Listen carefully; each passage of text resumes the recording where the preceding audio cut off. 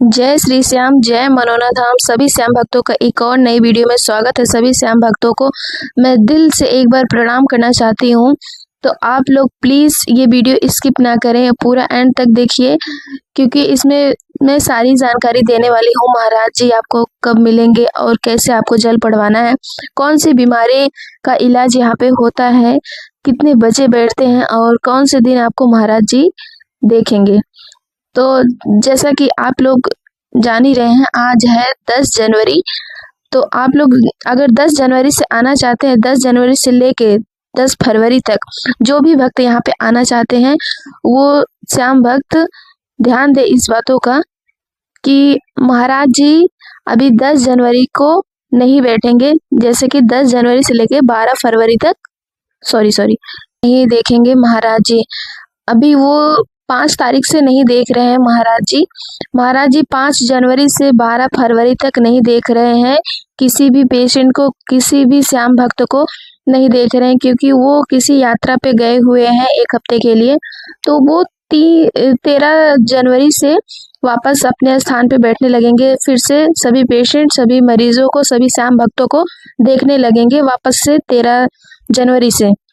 तो आप लोग अगर आना चाहते हैं तो 13 जनवरी से आएँ दोस्तों। और अपना जैसे यहाँ पे बहुत ज़्यादा सर्दी पड़ रही है, आप लोग जानते हैं, काफ़ी ठंड का मौसम चल रहा है।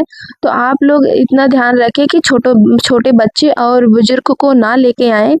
और अगर आना चाहते हैं तो आप लोग उसी अपनी व्यवस्था के साथ आएँ, जैसे कि अगर प्राइवेट रूम ले सके तो आप लोगों को एक और जानकारी दे दूँ दोस्तों। जैसा कि महाराज जी अभी इस टाइम पे तो नहीं बैठ रहे हैं, लेकिन जब भी आप लोग आएँ तो सबसे पहले लाइन में लगने से पहले श्याम जल ले लें। श्याम जल का बॉटल ले लें, मात्र 20 रुपए का मिलता है। अगर आप बॉटल लेके, श्याम जल लेके अगर लाइन में लगते हैं तो आप लोगों को काफ़ी ज़्यादा आसानी होगी। अगर आप लाइन में पहले लग जाते हैं और श्याम जल बाद में लेते हैं तो आपको काफ़ी ज़्यादा मुश्किलें आ सकते हैं, क्योंकि काफ़ी ज़्यादा इतनी भीड़ है। आप अगर जल लेके नहीं जाएंगे, बाद में जल लेने निकलेंगे तो आपकी जगह बुक हो जाएगी और आपको वो स्थान नहीं मिलेगा जहाँ पे आप पहले थे। तो आप इस बात का ध्यान रखिए कि श्याम जल अपने साथ लेके जाइए।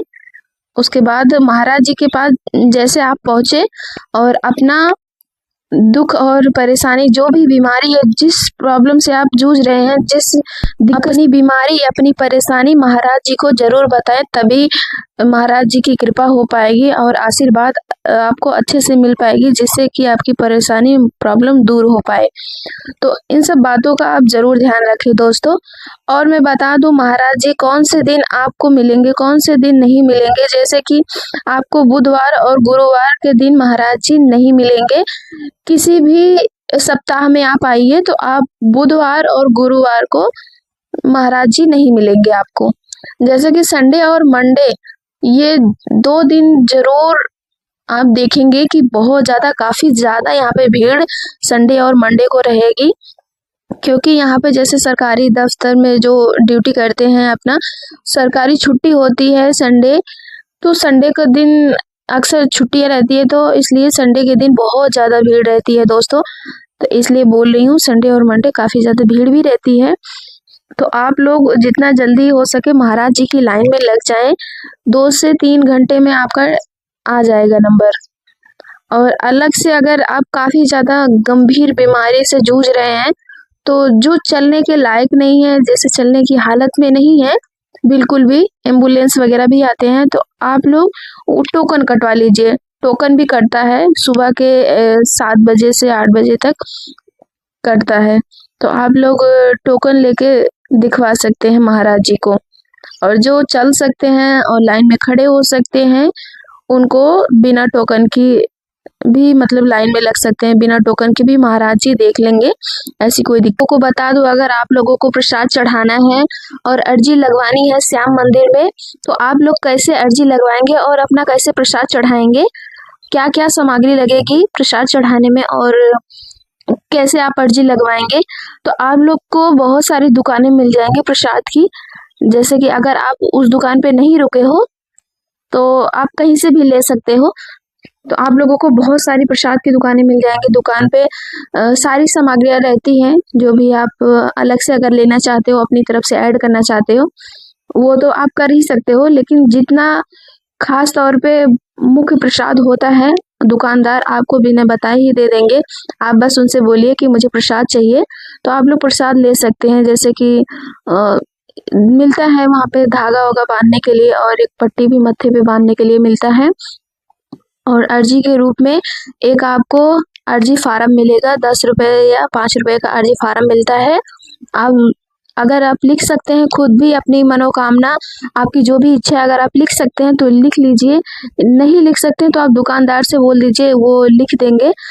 और अपना प्रसाद, अपनी अर्जी फार्म लेके जाइए। 61 रुपये अर्जी में रख के जाइएगा, तभी आपकी अर्जी स्वीकार होगी।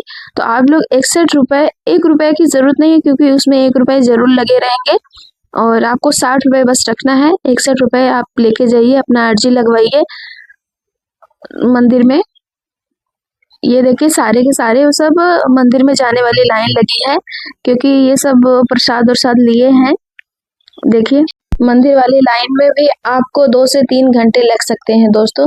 तो आप लोग समय लेके आइए, अपना 2 से 3 दिन का समय लेके आइए। समय बहुत ज़्यादा इम्पोर्टेंट है।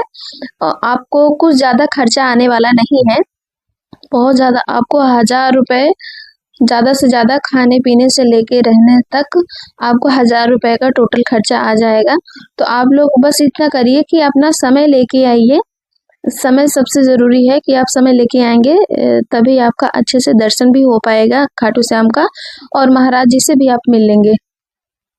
और मैं बता दूं आप लोगों को दोस्तों, जो भी श्याम भक्त आना चाहते हैं खाटू श्याम के मंदिर, जैसे कि नाम है धाम का मनोना धाम, तो अगर आप मनोना धाम आना चाहते हैं, अपने किसी भी राज्य से, अपने जिले से, अपने गांव से, कहीं से भी अगर आना चाहते हैं, तो आप अपने स्टेशन से आइए बरेली। रायबरेली मत चले जाइएगा, आप आइएगा सीधा बरेली, जो यूपी में स्थित है, लखनऊ के आगे आपको मिलेगा। तो आप लोग आइए बरेली। बरेली से आप आ सकते हैं सीधा मनोना धाम ऑटो या रिक्शा करके, या तो आप आइए आंवला। आंवला से आइए आप लोग, वहाँ से भी टेम्पो ई रिक्शा भी मिल जाता है। तो आप लोग इतना ध्यान दीजिए कि अगर आप बरेली से आ रहे हैं तो आपको पर पर्सन का 50 रुपये लगेगा, आपको सीधा मनोना धाम पे ही छोड़ेगा। तो आपको रुकने की व्यवस्था मैं बता देती हूँ।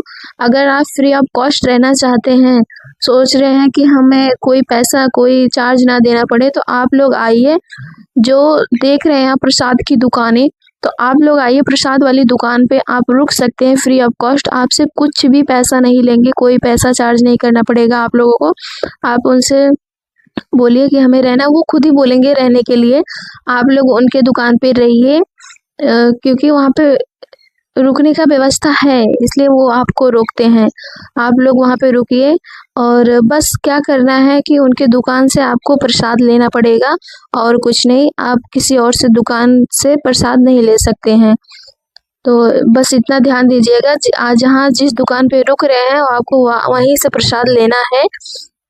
उसके बाद आप लोग खाने का मैं बता दूँ तो आप लोग जैसे होटल से भी खा सकते हैं, और बहुत सारी दुकानें हैं जहाँ पे आपको खाना बहुत अच्छी क्वालिटी का मिलेगा, आप खा सकते हैं।